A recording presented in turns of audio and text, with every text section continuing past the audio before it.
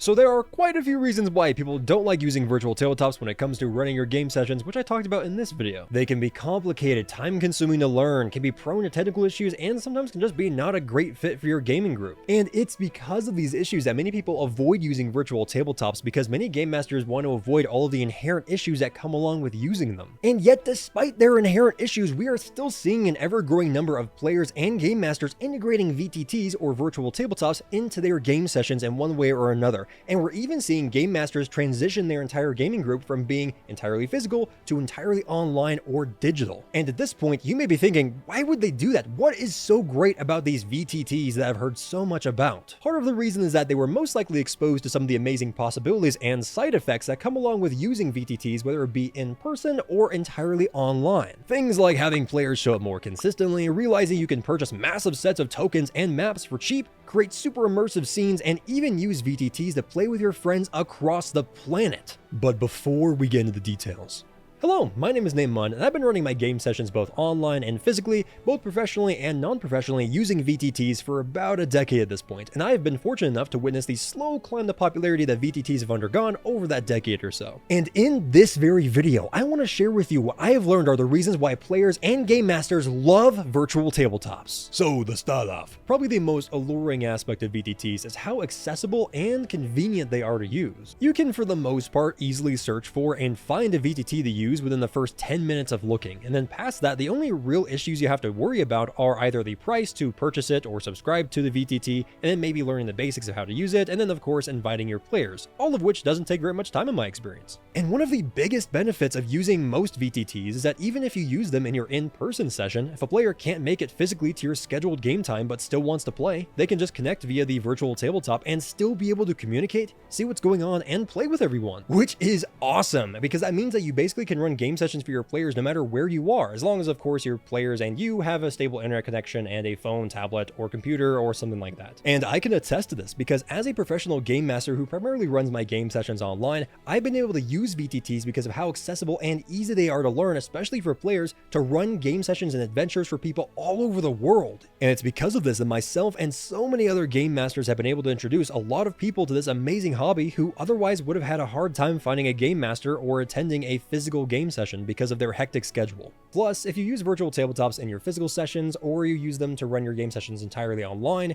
in my experience, I've witnessed a lot more players showing up to my game sessions than not, because it's a lot easier to sit down at your computer in your pajamas or whatever and then log in and then join a game session virtually, as opposed to getting dressed, hopping in your car, driving to your game master's house, and then bringing tribute in the form of snacks or something, or getting ready and then going to your game store to go to a physical game session. But of course, this can change group to group, and this is where I'm actually really curious to hear what your guys' experiences are, because whether you've been a part of a group that was initially physical but then transitioned to being entirely online, or kind of maybe as a hybrid between the two, or maybe you've never played physically and only have ever played online, what is your experience with having players show up to your game session? Is it pretty consistent, or is it still pretty inconsistent and sometimes people are there and sometimes people aren't? But at this point, you're probably able to see some aspects of the reason why VTTs are so alluring, because having players show up more consistently, for one, is a pretty enticing promise, especially for us game masters out there. But wait, there's more, because let's say that you've never really considered using a VTT before because your group is in person and you've never felt the need to augment it using a virtual tabletop. It's well attended and everyone's having a great time and everything is going smoothly. Until something happens. Like, let's say 2 or a few of your players move away for some reason, or one of your players is a parent now and can no longer contribute such a large amount of time every week to attend your game sessions, or for one reason or another, you can no longer run your game sessions entirely in person. So you sit down and come to the conclusion that in order to continue playing your favorite TTRPG with your friends,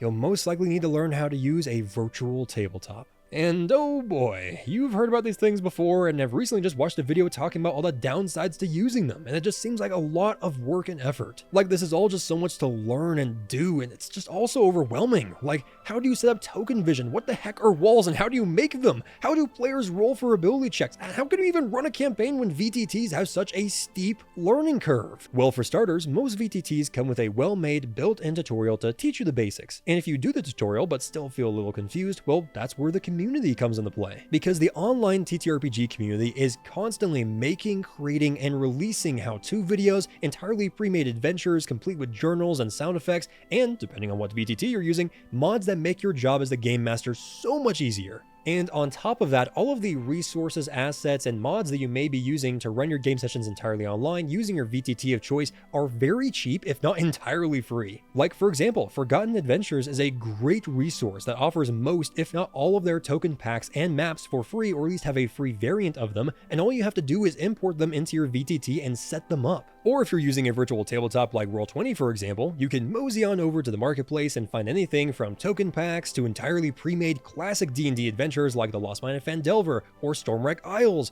all of which come with pre-placed tokens, handouts, and journals to help guide you as the game master. And all you had to do was purchase it for a drastically marked down price for the virtual version, considering how much the physical version of these adventures cost, not to mention the minis or battle map pieces that you might have wanted to purchase to create really cool battle maps. But if you really want to create your own custom maps or perhaps adventures, then there are so many great map making resources and tools out there that are easy to use and truly deserve their own video. So if that interests you, then let me know by leaving a like or a comment down below, and I'll consider making a video talking about the best ones out there. And of course, if you're one of those game masters out there who likes to draw out a dungeon or map as your players discover it, then you'll be happy to hear that most VTTs come with a draw tool, which lets you create and describe scenes in greater detail without having to leave the VTT. And additionally, some VTTs even come with an asset or tile placer, which lets you click and drag items or pictures or whatever from your inventory onto the battle map to add even more detail. So while there may be a lot of people out there who have never really used VTTs before and who from an outside perspective looking in may think that they're all the same and have way too steep of a learning curve and are in general just too much of a hassle to get familiar with,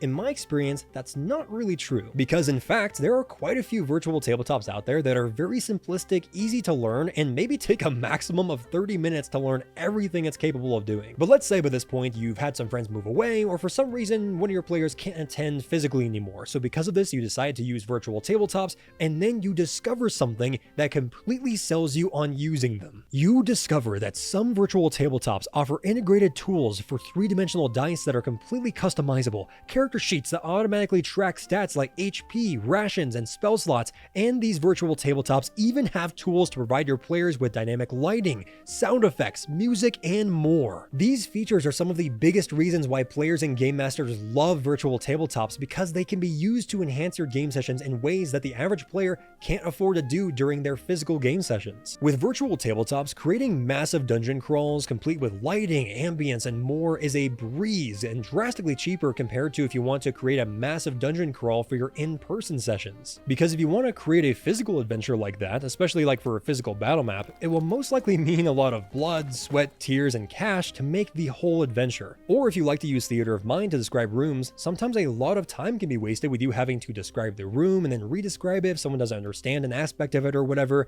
But with virtual tabletops, that doesn't happen as often, because they can see the room for themselves if you're using artwork, and if you're using a battle map, they can move their token around to investigate and perhaps peek around a corner to see if they notice anything for themselves. In all honesty, some of the things that virtual tabletops are capable of in terms of immersion are a little bit harder to do when you're in person, especially if you don't have very much disposable income. And if you're a game master who struggles with or is just new to describing scenes, sometimes utilizing visual aids during your game sessions to help you describe or portray a scene to your players can really help take some of the pressure off your shoulder. Like, it's one thing to take a lot of time to describe and perhaps try to draw out a scene in detail. Like, for example, you all emerge from the tree line at the base of a large water basin to see a giant suit of metal armor that's slumped up against the dirt wall of the water basin itself. And then you go into the nitty-gritty and details regarding their surroundings and what they perhaps feel, smell, and stuff like that. But it's another thing to show them that scene and let them see the details for themselves, which allows you to focus on describing the atmosphere and other details that perhaps aren't portrayed in the artwork or the battle map. There have been so many times throughout my Game Master career using VTTs to run my game sessions entirely online